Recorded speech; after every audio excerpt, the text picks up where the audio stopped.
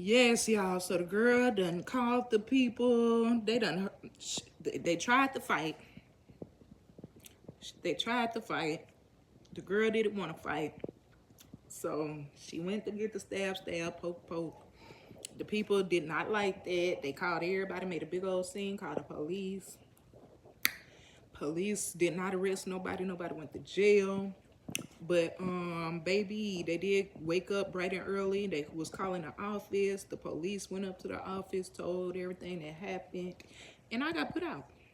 So now me and my two kids back homeless.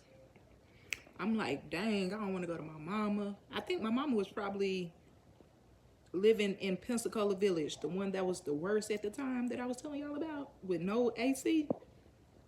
You had to buy AC units, and then the landlord, the apartments charged you per AC unit that you put in your window. Like, so most people didn't even have ACs in their windows because the little units, because they didn't want to pay extra. So it used to be hot as heck out there, sweating. So y'all, after that, I was homeless. I went to a shelter. Baby, I wasn't finna go back to granny house just yet. I was like, let me try to figure this stuff out on my own. My mama out there in the hood. Baby, let me try. Because I don't want to be in the hood. I got better. I got better plans for me and my family. I got bigger plans for me and my family. I see us in a house. I see us doing way better than this. So I can't settle for that. And I'm not finna even entertain that. And I'm not finna go to that. That's not, on my level.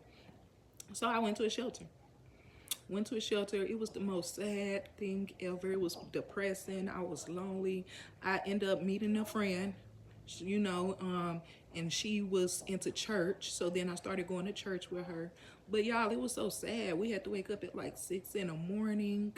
They cut on the lights in our rooms at 6 in the morning. So we had to get up. Then you had to go to breakfast at like 6. And no, I think breakfast was like at 5 in the morning.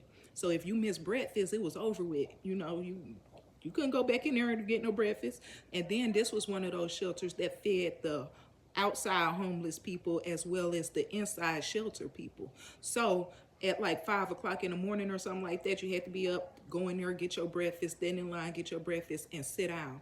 And then they open it up for the community. So every homeless person out there in the streets, they get to come in and get their food too and sit down in that same cafeteria, see you, look at you, whatever. But it was a rope that separated us. It was a rope that separated the people who lived there from the people who didn't.